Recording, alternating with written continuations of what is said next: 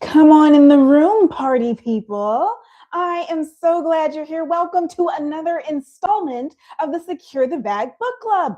I'm your host, Brooke Brown. I facilitate this gathering of the minds where we talk about how to self-educate ourselves related to finance topics, personal finance, and just money topics, and how to acquire assets that help us grow and protect our wealth. We've talked about everything from intellectual property to real estate to stocks to tax planning, and on and on and on it goes. If you are new to this gathering, welcome. I want to encourage you to go back and look at the previous streams if you haven't already done so. There is a topic that I'm sure will pique your interest. The playlists are on my website, or not my website, my channel, Asset Underdog. And you can also go to my website, assetunderdog.com/course, where there are companion PDFs that will enhance the books that we have already read, that you can go back and read and listen to at your leisure whenever you feel so inclined to do so. So this is not just a time to meet live, but also time to reflect later on with the resources that I have provided on my channel and on my website. So wonderful. June, we talked about the book, The Psychology of Money by Morgan Housel. This book is fantastic, I would say, and hopefully you guys feel the same way. The reading schedule is on the website at assetunderdog.com/events. That's where you can find the reading schedule whenever we are reading a particular book. So go ahead and check that out as well on the website. And we have the Spotify playlist where all the audiobooks are saved on one playlist, the Secure the Bag Book Club playlist, and that is linked in the description below. So now that I've gotten that all taken care of, if you're tuning in live, go ahead and shout yourself out in the chat. Would love to shout you out on air. Okay, so let's get into, we're wrapping up the last section of the book, The Psychology of Money. Let me get it in the brain here. The Psychology of Money. We're wrapping up the book, and we're going to talk about the last few chapters 15 through the end of the book, through the postscript. And then we are going to talk about some lasting impressions of the book. So let's get into it, shall we? Absolutely. Okay, so chapter 15, and I hope I'm not too loud. My mic is a little right there. Okay. Good to go there. Okay. So chapter 15, which was titled Nothing's Free. Everything has a price, but not all prices appear on labels. Now, that was the title of the chapter, but I felt like the chapter should have been called It's a Fee, Not a Fine. Okay, because that was the takeaway that I got from that chapter, right? So on page, page 158. I'm sorry, this thing is really in my way. Okay, so on page 158, I'm going to give this quote. It said, like everything else worthwhile, successful investing demands a price, but its currency is not dollars and cents. It's volatility, fear, doubt, uncertainty, and regret, all of which are easy to overlook until you're dealing with them in real time. The inability to recognize that investing has a price can tempt us to try to get something for nothing. How many among us have dreamed of buying the right stock at the right time, at the right price, and getting a windfall, getting, just a mega return, right? That's the dream. And we don't want to believe that we're going to risk having to lose any of the money that we've put in, any of the returns that we've gained, right? All of these things we dream of, yes? And what he's saying is, no, there is a price to pay for being in the market, right? And he talks in the chapter, he's talking about just that sinking feeling in your gut when you've lost 20% of your investments in like one day of investing, right? When the market is going up and down and up and down, and you're like, what is happening? What is going on? When you're in a recession, when you're, experiencing a catastrophic event like the Great Recession, or like the dot-com bubble, or they talk about now, like they're talking about, are we in a recession now? They talk about bear markets. They talk about what's the other thing that the AI bubble, right? And are we in those times, right? I feel like as a millennial, we have been in unprecedented times, more times than not. Am I right? Comma, welcome in. She says, that's definitely me. This is why I don't watch my stock daily. Emotional roller coaster for sure. Absolutely. And he's talking about the fact that that's the price. That's the price to entry. That's your fee for getting on the ride, right? If you're going to ride this roller coaster, you've got to pay the admission, right? You got to be tall enough to ride this ride, and you got to pay for it, pay the admission. You got to give your ticket. Am I right? And the ticket is you're going to have to weather these emotional like upheavals when things aren't going as you would like them to go. That's what chapter 15 was about. On page 162, he talks about that very thing, about the volatility and the uncertainty fee. He says the price of returns is the cost of admission to get returns greater than low fee parks like cash and bonds. Yeah, that's exactly it. If you want big returns, you're going to have to take bigger risk. And risk, there's two sides to it, right? There's the lucky side and there's the unfortunate side. Which side are you going to be on? Fate decides, right? And so there is that with chapter 15. Then on chapter 16, I love the quote on page, it's on page 168. It says, it's the notion that assets have one rational price in a world where investors have different goals and time horizons. So he mentions goals and time horizons a lot in this chapter, right?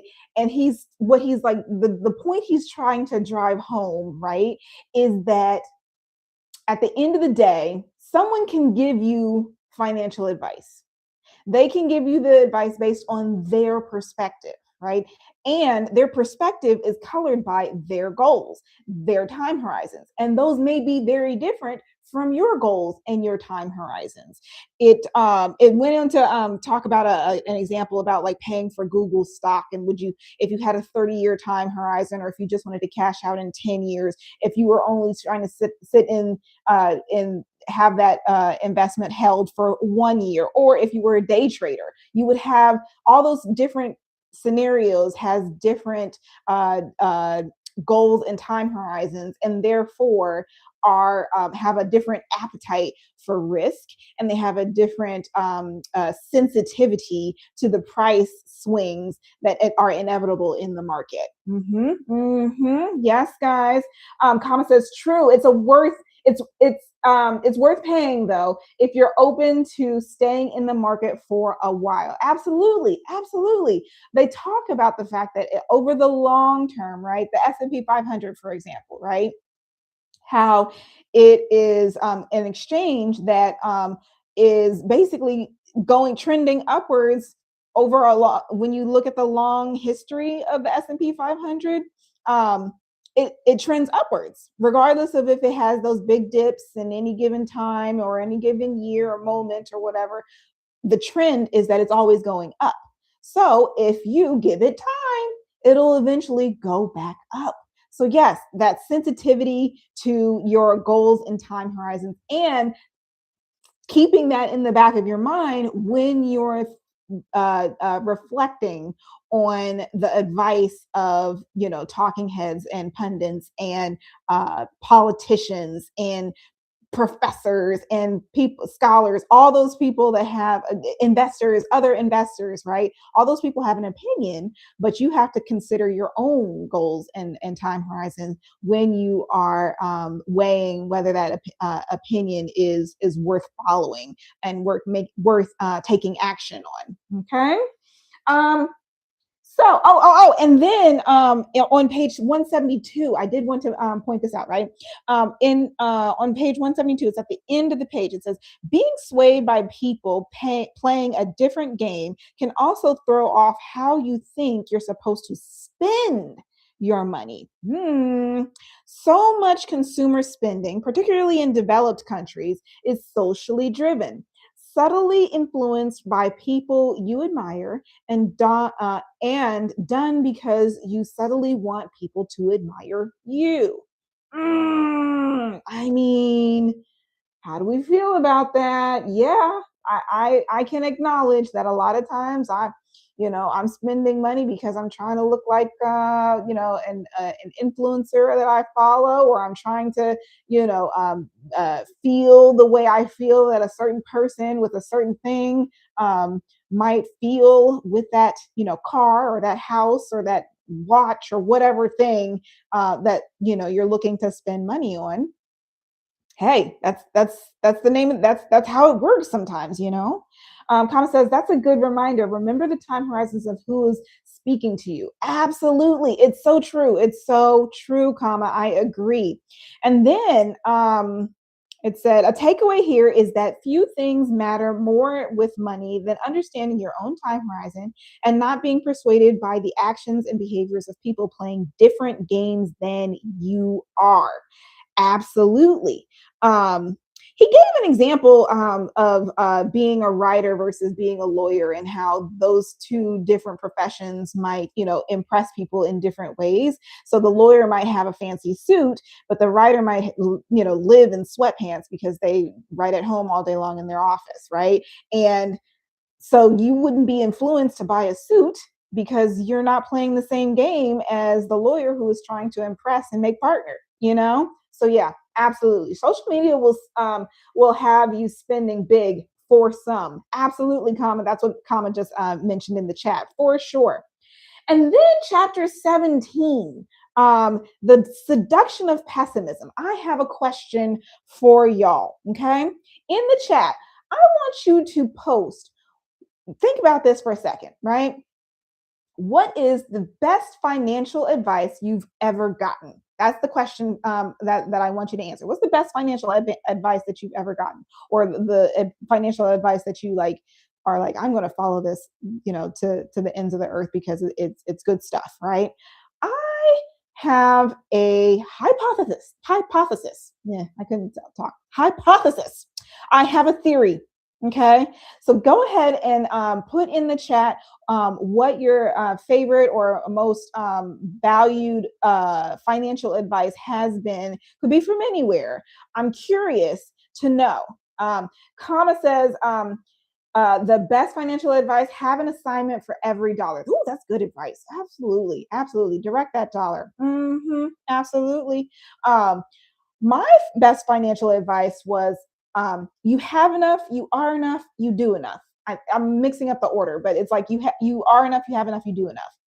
And the principle is basically like, don't go out here trying to spend your way to enoughness. And my theory that I'm going back to is that a lot of times the advice that sticks with us the most, things like, don't put all your eggs in one basket, save for a rainy day, you never know when the other shoe will drop. All those kinds of like ominous doomsday advice is based on pessimism, not optimism, right? And in chapter 7, the seduction of the seduction of pessimism, excuse me, it talks about how compelling not bad advice that is based on pessimism is compared to advice that's based on optimism. On page 179, he said, tell someone that everything will be great, and they're likely to either shrug you off or offer a skeptical eye. Tell someone they're in danger and have their undivided attention. Yeah, because we want to protect ourselves, right? We want to be safe. We want to feel safe. We want to feel in control. And if someone says, "Up, warning," we're going to listen because that's that's just human nature, I feel like. On the end of the chapter, he couldn't have said it better himself. On page 184, I did highlight a third is that progress happens too slowly to notice, but setbacks happen too quickly to ignore. There are lots of overnight tragedies. There are rarely overnight miracles. Again, that allure of like, I want the warning, right? And then he said, at the end on page 187, the end of the chapter, he said this, and I just was like, well, there you go. That's what it is. He said, expecting things to be bad is the best way to be pleasantly surprised when they're not.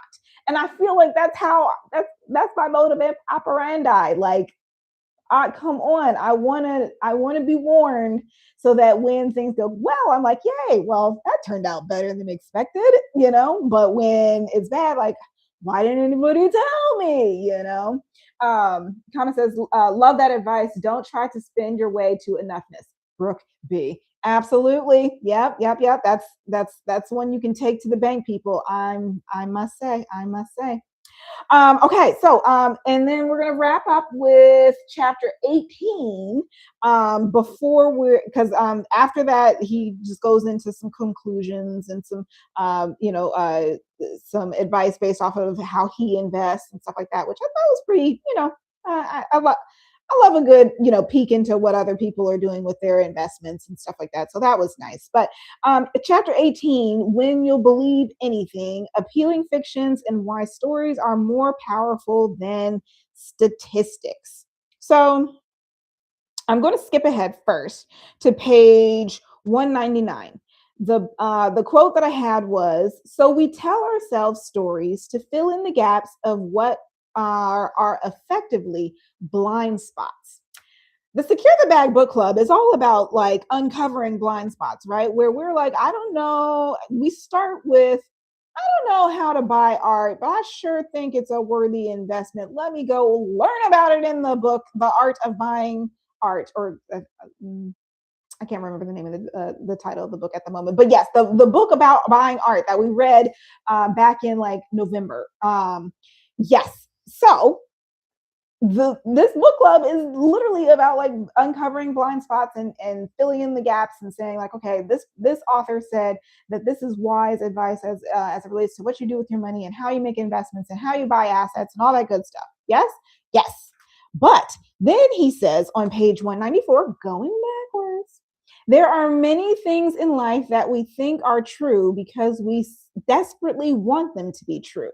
I call these things appealing fictions. An appealing fiction happens when you are smart. You want to find solutions, but face a combination of limited control and high stakes. Yes. Yes. Oh, yes. I'm going to announce the next book too. Don't let me forget. We're almost to the end here. Yes. So, yeah, I thought that was a really good way to end the book, which was that like, hey, remember that you don't know it all, but ultimately we are trying to make sense of the world. We're trying to make sense of our finances. We're trying to make sense of markets that go up and down based off of people's fear and greed. And ultimately, we're trying to make the best choice that we can based off of what our goals and our time horizons. Hello. And yes, I think that's a good note to end on. So leave in the comments later as you reflect on the book. Don't put it in the chat now. I want you to put in the comments later on this video your takeaways, your favorite parts of the book. I'm going to put my comments in the comment section as well later on what my favorite part of the book was and my favorite chapter. But go ahead and leave your lasting impressions. There's certain parts of the book that I'm like, oh, that is going to stick with me for sure. Okay. Let us go ahead and announce the next book. Okay, so are you ready? Drum roll, please. The next book for July, starting July 1st, which is the first Wednesday in July, 7 p.m. Eastern Standard Time. Hey, Walt, I'm so glad you can make it in. The book for July is 10x is Easier Than 2x by Dan Sullivan and Dr. Benjamin Hardy. Yes, that is the book that we are going to take a look at next month. So make sure you go and buy the book. And I'm going to put it on this Spotify playlist so that you can, for those of you that are Spotify premium members, you can go ahead and listen to the audiobook at your leisure, or any of the books that we've covered in the past, including The Psychology of Money. Okay.